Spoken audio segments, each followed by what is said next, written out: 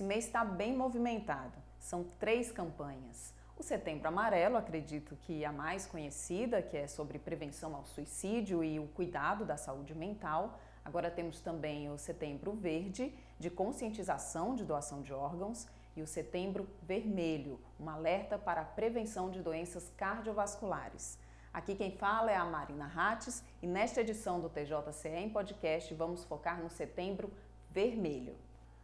No Brasil, 72% das mortes são causadas por doenças crônicas não transmissíveis. Desse total, 30% são decorrentes de doenças cardiovasculares. Esses dados são da Estatística Cardiovascular Brasil 2020. O coração é fundamental para o funcionamento do nosso metabolismo. É ele quem vai bombear sangue por todo o nosso corpo. Então a gente tem que cuidar bem direitinho desse órgão, né, Rochelle? Com certeza, certo. A Rochelle Ribeiro é a nossa convidada, é cardiologista e vai falar melhor sobre esse assunto. Seja bem-vinda. Muito obrigada. É realmente fundamental, necessário a gente falar sobre nosso coração, né? Um órgão com tanto simbolismo, né? Não apenas pela sua função, né? Primordial, como você já falou, para que nós possamos realizar adequadamente todas as nossas funções metabólicas, o coração tem que estar sadio, né? E a partir do momento que esse órgão não está funcionando adequadamente, nós podemos ter o adoecimento por diversas doenças, né? Entre as mais prevalentes e que causam uma maior mortalidade, sem dúvida, é o infarto agudo do miocárdio. Lembrando que o infarto agudo do miocárdio, ele ainda pode sim também ser agravado pela ocorrência de diversos outros fatores que também são consideradas doenças cardiovasculares a serem prevenidas e tratadas, como a hipertensão, a insuficiência cardíaca, o AVC e a doença vascular obstrutiva periférica. Essas são as que a gente pode destacar, mas tem várias. Temos diversas doenças que podem acometer o coração, não apenas a partir da sua função adequada, como a própria estrutura do músculo cardíaco, mas no nosso dia a dia pela prevalência, indiscutivelmente. A doença coronariana que leva ao infarto, a hipertensão arterial que pode propiciar o AVC, bem como os níveis persistentemente elevados da pressão arterial, pode levar também à ocorrência da doença arterial obstrutiva crônica. Então vamos falar da importância da prevenção. Fala pra gente dessa importância e do diagnóstico precoce também. Pronto, como a gente já falou dessa tão importante informação, né? A grande maioria da mortalidade por doença no mundo, 70% é por doença crônica não transmissível, e dentre essas doenças, 32% são as doenças cardiovasculares. No topo desse ranking aí está o infarto do miocárdio, certo? E aí a gente já imagina, né? Por que a prevenção ela é tão importante? Por que eu preciso prevenir para que eu não morra, diminua essa mortalidade ou não morra precocemente? E o diagnóstico precoce entra aí. Mesmo que eu tenha o diagnóstico da doença, eu consiga tratá-la rapidamente, né? Então, essa importância do diagnóstico e da prevenção se reportam à nossa necessidade de reduzir a maior mortalidade que existe no Brasil e no mundo. E como podemos reduzir essa mortalidade? Bem, a redução dessa mortalidade, ela vai começar principalmente pelo reconhecimento no indivíduo da presença dos fatores de risco, né? Quais são os fatores de risco de adoecimento cardiovascular? Inclui aí o controle da hipertensão. Eu não preciso apenas saber que minha pressão está elevada, mas eu preciso ter um nível adequado de pressão. Eu preciso chegar a um nível, a uma meta de pressão arterial que seja segura. Segundo, controlar os níveis do mau colesterol, né? Então, periodicamente, indivíduos que têm um estilo de vida sedentário, que têm um consumo excessivo de gordura saturada, hoje tão disseminado pelos fast foods, né, por essa ocidentalização da nossa alimentação, isso produz uma elevação muito significativa dos lipídios, né, que são as gorduras do nosso sangue, e isso leva à ocorrência do infarto agudo do miocárdio e do AVC, muitas vezes em idades bem precoces, certo? Além disso, né, do controle agressivo dos níveis de pressão arterial elevados, do combate ao tabagismo, né, outro fator extremamente nocivo para a saúde cardiovascular, também gerando hipertensão, gerando infarto do miocárdio. O peso excessivo, principalmente a gordura abdominal, né? Essa gordura abdominal é uma gordura que vai estar presente nas nossas vísceras, né? Nos ossos órgãos internos, coração, fígado. Isso também é um fator de risco para a ocorrência. Então, o combate a esses fatores de risco, combate ao tabagismo, combate ao sedentarismo, controle adequado dos níveis de pressão arterial, realização de exames periódicos nos indivíduos em risco para doença cardiovascular, observando os níveis de colesterol como prevenção do infarto, todas essas atitudes são atitudes benéficas para a prevenção e o diagnóstico precoce das doenças cardiovasculares. Qual a faixa etária mais afetada pelas doenças cardiovasculares? Bem, em linhas gerais, né, de uma forma bem resumida e sucinta, né, o que nós observamos na literatura é que a maior prevalência, a maior ocorrência da doença cardiovascular ocorre nos homens a partir de 55 anos e nas mulheres pós-menopausa, 10 anos após a menopausa, numa faixa etária por volta dos 65 anos de idade. Bem, mas isso não significa que só ocorrerá a doença cardiovascular nessa faixa etária. Os indivíduos podem ser acometidos mais precocemente, em idades mais jovens, pelas doenças cardiovasculares, a depender de vários fatores, né? Começando por fatores familiares ou genéticos, principalmente quando existe uma história na família de vários parentes de primeiro grau acometidos por doenças cardiovasculares, hipertensão, hipercolesterolemia, colesterol elevado, infarto agudo do miocárdio. Os indivíduos devem sim começar, às vezes, as medidas dos seus níveis de colesterol, medida da pressão arterial, já na infância, né? Na primeira infância.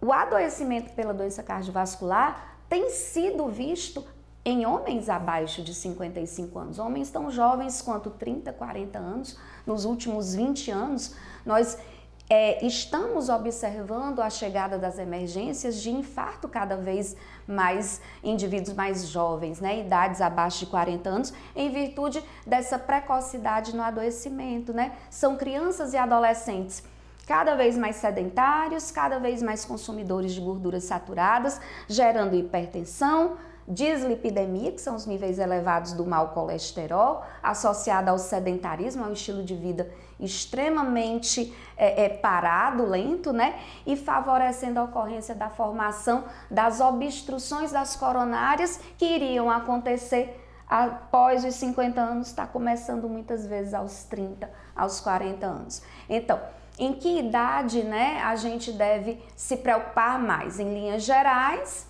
a partir no homem aos 50, a mulher aos 60, mas sabendo que, a depender do grande número de fatores de risco nos jovens, esses também deverão procurar mais cedo o cardiologista.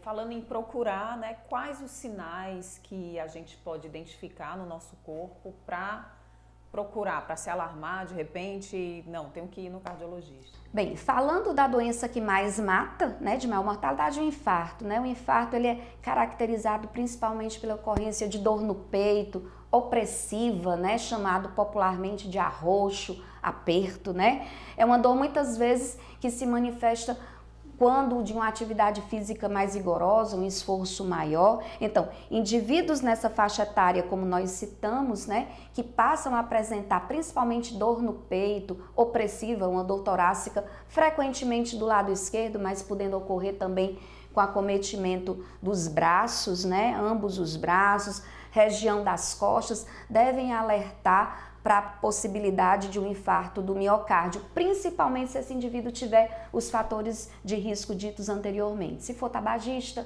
hipertenso, portador de diabetes também é um fator de risco para a ocorrência de infarto e níveis de colesterol elevados. Então, esses indivíduos devem alertar para procurar assistência médica. No caso da hipertensão, nós não temos muitos sintomas de alarme. A hipertensão é uma doença assintomática. Então, a melhor maneira de corrigir a hipertensão e reduzi-la como fator de risco de infarto é fazer medidas frequentes da pressão arterial.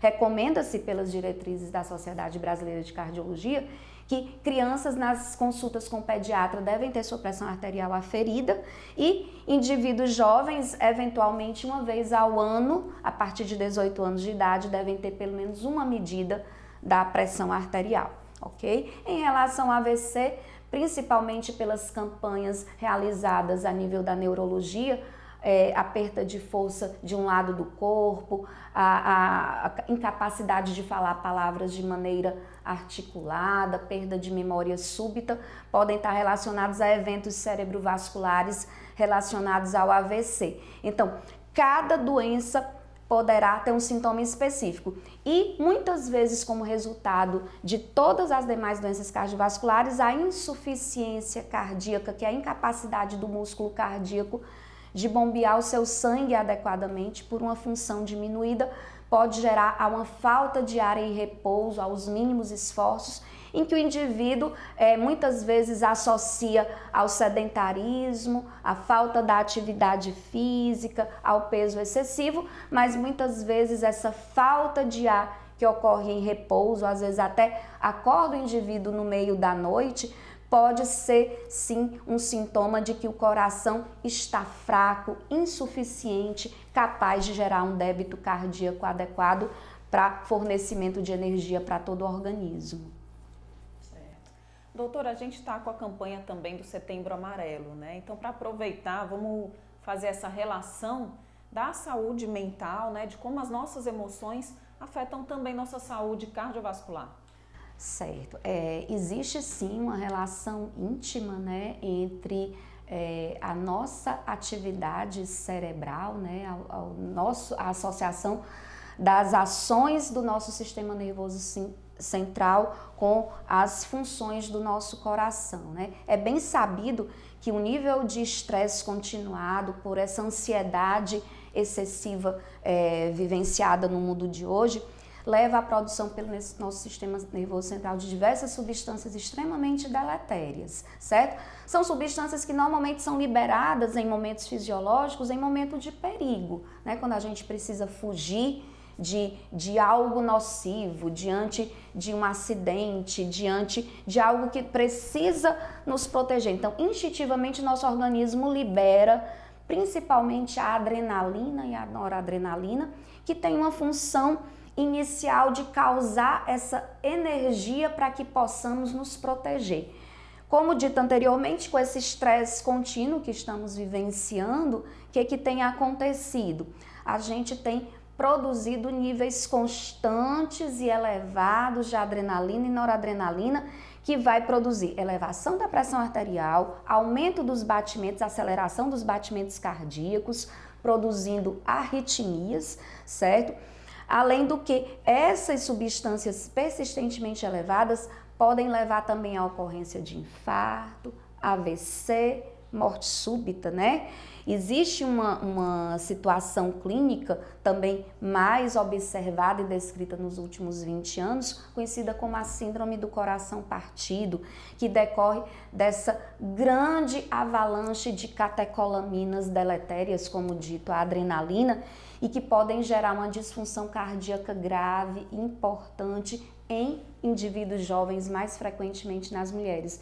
Então, sim, o coração, para que eu tenha um coração que funcione adequadamente, eu preciso ter um equilíbrio emocional, eu preciso estar também em equilíbrio na minha parte do sistema nervoso central, né? Eu preciso ter uma tranquilidade em todos os aspectos, né? Mente e coração, senão realmente o adoecimento acontecerá de alguma maneira. Esse período de pandemia teve uma maior procura de pacientes?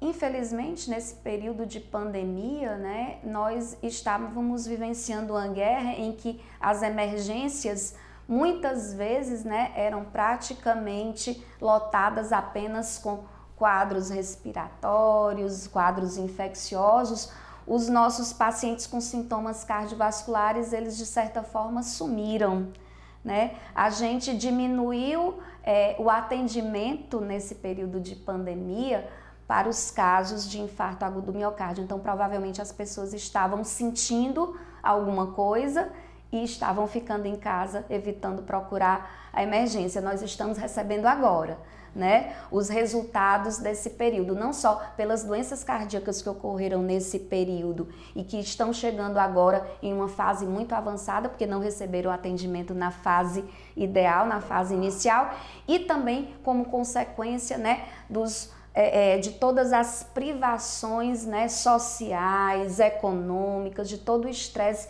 que foi vivenciado nesse período. Então, nós estamos vivenciando sim uma epidemia de depressão, de síndrome do pânico e sim, muitos indivíduos nesse período pós-pandêmico com adoecimento precoce por doenças cardiovasculares. Não só pela não prevenção, pelo seu não diagnóstico precoce, mas também pela ocorrência cada vez mais frequente das doenças mentais, né, emocionais. Bom, obrigada, doutora, por dividir teu conhecimento aqui com a gente. Eu que agradeço aqui a oportunidade desses esclarecimentos tão essenciais para que a gente tenha uma vida longa e preservada, né? E a lição que fica é: cuide do corpo, da mente, se alimente bem, pratique exercícios, né? Sim. E faça a prevenção. Sim, com certeza, né? Temos que fazer todo esse dever de casa se quisermos ter uma vida longa com saúde, né? É isso que importa. A gente fica por aqui. Durante todo este mês de setembro, o Judiciário Cearense preparou uma programação voltada para esses temas, com palestras, ações culturais, atos de solidariedade, além de uma iluminação diferenciada na fachada do Fórum Clóvis Bevilacqua. É uma iniciativa da diretoria do Fórum e do Comitê Estadual de Saúde. Para mais informações, acompanhe o Tribunal de Justiça nas redes sociais na @TJCEoficial ou acesse o site tjce.jus.br. Até o próximo programa.